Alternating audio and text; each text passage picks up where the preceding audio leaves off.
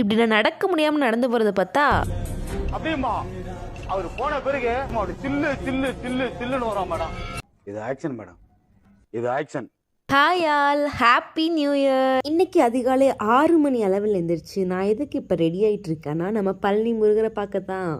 So அழகாக ஒரு rose வச்சுட்டு நான் கிளம்பிட்டேன். நான் ரெடியானதும் என் ஃப்ரெண்டும் வந்துட்டா, அதனால் மெதுவாக அப்படியே கிளம்பிட்டோம். என்னோடய ஃபேஸ் பார்த்திங்களா எப்படி பல்ப் மாதிரி வீங்கிருக்கு. டெய்லி 9 மணி இல்லாமல் எந்திரிக்க மாட்டேன்னு கொள்கையோடு இருக்கேன்னா 6 மணிக்கு எந்திரிச்சு நம்ம பழனி முருகரை பார்க்க தான் போகிறோம்.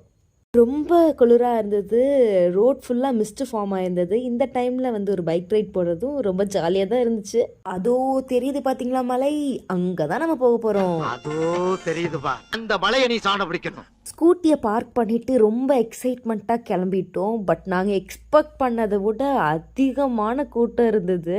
ஸோ பரவாயில்ல, எப்படியாவது இன்றைக்கி நம்ம முருகரை பார்த்தே ஆகணுன்ற ஒரு வேகத்தில் வேகமாக மேலே ஏறிட்டு இருந்தேன். சாலிடாக ஒரு 3 ஹார்ஸ் வெயிட் பண்ணி நம்ம முருகரை பார்த்தாச்சு.